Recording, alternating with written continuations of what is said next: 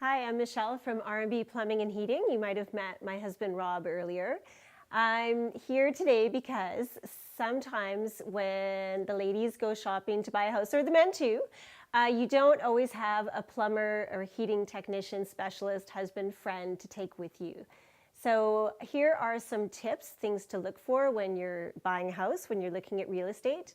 And also, if you're thinking of selling your house, here are some things that buyers will be looking for that you should be aware of. So first, we'll take you into the bathroom. So here we are in one of the two bathrooms for this house.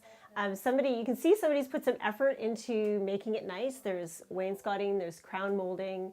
But the first thing that happened when I came in here is that I could hear dripping, and I hear it's coming from the tub. And I can see that they've got a rubber band holding this and a drip coming from the tap. So right away, I know that there is some repairs to be done in this house.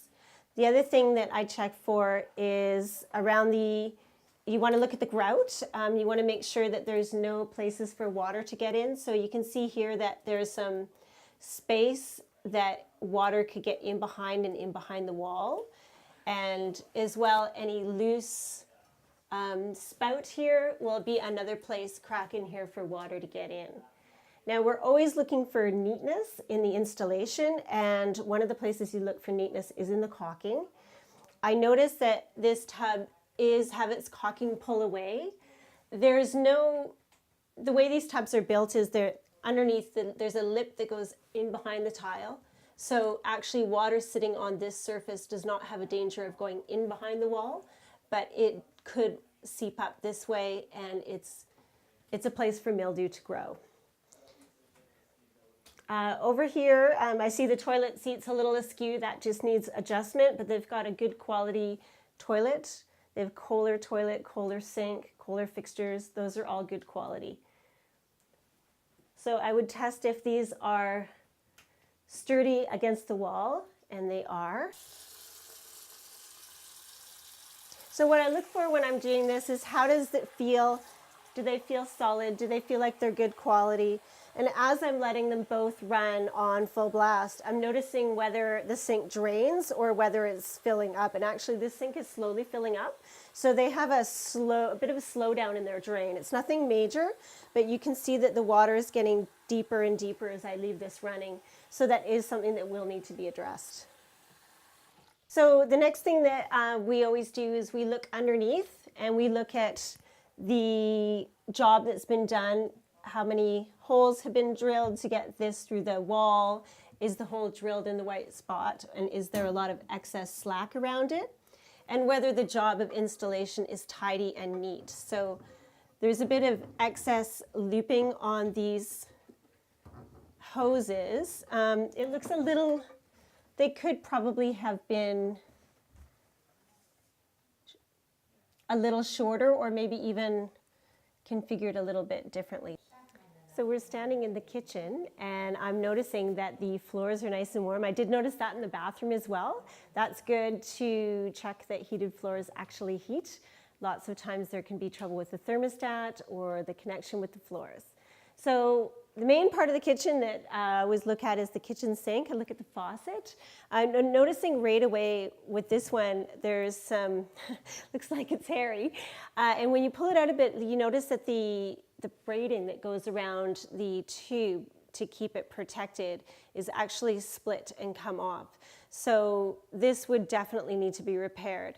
The purpose of the braiding is to first it protects the plastic hosing, the rubber hosing from damage. And secondly, it will prevent it from like ballooning up like a balloon. So it would keep it from, when the pressure goes through it, from expanding and weakening. So I would look at the faucet installation. Does it feel solid? Again, how does it move? Does it feel like it's good quality? Looking at the installation of the sink, I always want to make sure that it's been installed nicely into the opening, that it's even on both sides, and that there's a nice job of caulking it. This one probably could use a bit of a redo. It looks like the caulking around it's maybe a bit of mildew. Next thing I do is I look under the sink. And so under here as well, neatness counts. So we always want to look at the installation and see that the pipes are neat. In this case, they've made the effort to tuck the carburetor piping and the sink piping back as far as they can, and that gives as much space in the front for storing your garbage and recycling and all those things that end up under the sink. You're looking for, and down here you can see the rest of the line with the other half of the braiding on it. Looking for water damage, any evidence that there's been a flood, any evidence that there's leaking. Everything appears to be in quite good condition except for that hose from the faucet under there. Last thing I look at, and it should really be the first thing I look at because it's my best friend, is the dishwasher.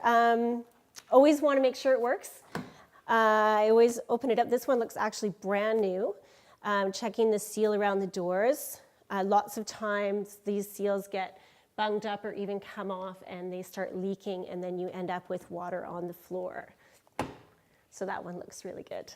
So I came back into the bathroom for another look in the tub, and I actually just leaned on here and I noticed that the entire piece moved. And because it's attached to the pipe, it's actually the pipe that's moving inside the wall. So not only is this a problem with water being able to get in behind it, but to repair this and secure the pipe, you actually have to take the tile off the wall. So this is a major concern. This is a major issue.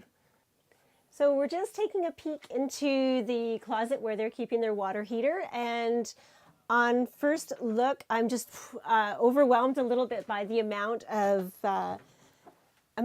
wires in here, and there's a lot of stuff. I mean, it's not necessarily terrible, but it's very confusing as to what does what in what direction. So looks a bit disorganized. I'm also seeing a lot of dust and lint on the top of the water heater. I'm not seeing any sort of white powder that would indicate that the burn was poor, but I am seeing a lot of lint and, oh, okay, well, I can see why there's lint.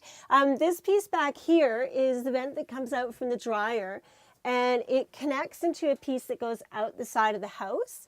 And you can see that there's actually a gap there. So what's happened is it's pulled away and it's completely separated. So any lint from the dryer exhaust is actually blowing right into this closet and settling on all of the things. That is never a good idea where you have something like a water heater that's actually combusting a fuel like natural gas. So because lint is flammable. The other part, so that's a danger. And that's an easy fix though. The other thing to consider is that the dust that's in this room has actually been drawn in through the bottom of the water tank. So where the combustion is happening, it's pulling it in and it's actually going to clog up the bottom of it, and it won't be as efficient a burn. This is the hot water tank part is also an easy cure. That just needs a regular service from your plumbing and heating company, and that would get that running at peak efficiency again. Okay, so I just stopped at the laundry room sink here just to see, and one thing I'm noticing is I've turned the water on and I'm actually trying to turn it from hot to cold, and the whole sort of unit is moving back and forth. And really what you should be able to do is turn that from hot to cold without having this whole thing move. So there's either something to be tightened in there, or something's not quite installed the way it should be to use. Now when I put this over to hot and turn it on full, nothing comes out. You're just getting a drip. And then I'm moving over to cold, and that does have water coming out. So for some reason, there is no hot water coming out of this faucet at all. This could be a cartridge that just needs to be replaced. Just going to take a quick peek below and just make sure, because not every faucet in a laundry room will have hot water hooked up to it. Some are just cold. So this does have hot and cold though hooked up to it. So the hot side should work. So that would be something that needs to be repaired. So one of the things in a house that I always look for is storage. So I poke my head into any closed door to see what the potential would be for storage.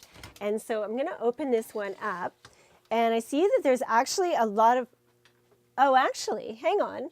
This is this is supposed to be the mechanical room. This is where the furnace is. So I can see the furnace back here behind this ducting, and all on the floor in front of it, there are a lot of things stored.